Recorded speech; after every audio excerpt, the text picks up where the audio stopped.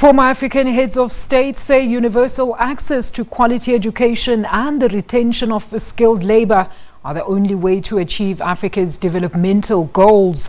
The former African president spoke at the Inaugural Fundi Education Forum in Northern Johannesburg.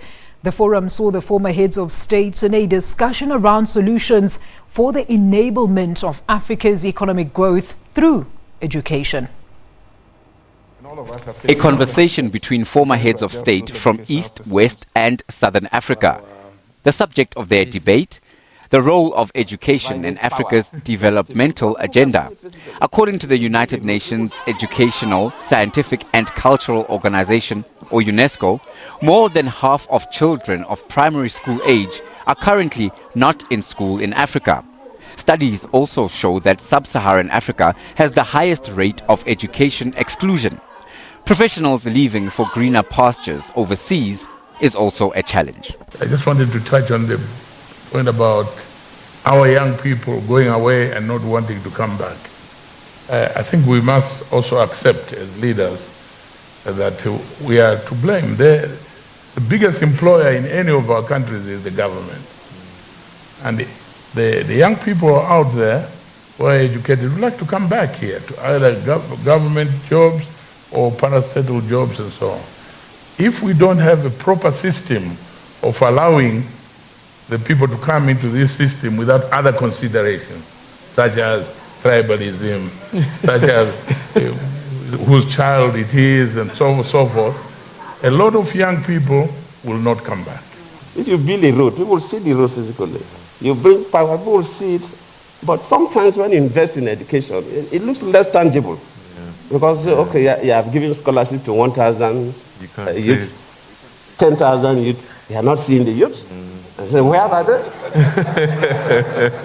So I think our government must take deliberate policies. If you are really committed to develop your people, the government must play a key role. And I believe, in fact, just not a matter of belief. If African countries, our governments don't do that, in the next 10 to 20 years, will be worse off. Challenges created by the increasing cost of quality education have also been highlighted. The ex-heads of state say the onus is on governments to find creative and alternative solutions. We don't need to say that we're in queue behind the developed world. We're not. We can leapfrog in certain areas and overtake them.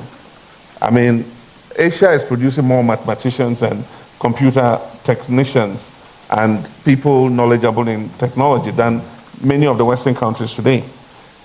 America has been able to keep up because of migration from India and other places into Silicon Valley.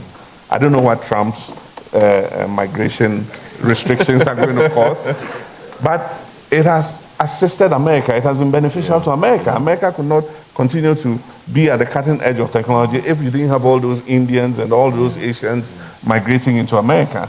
And so we can leapfrog. I mean, M-Pesa has become a model for money transfer that was developed out of East Africa, that is spreading across the world. I mean, who thought that Africa would lead in GSM and mobile communications technology? Our education needs readjustment or realignment so that it can answer to the requirements of the modern society we are building in Africa.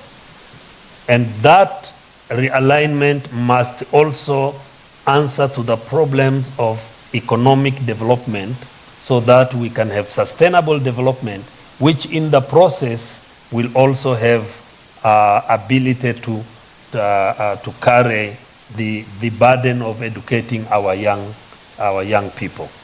The elder statesman also called for Africa's children to be educated in their mother tongues, and for the continent's youth to consider enrolling in alternative higher learning institutions like technical colleges and incubation centers.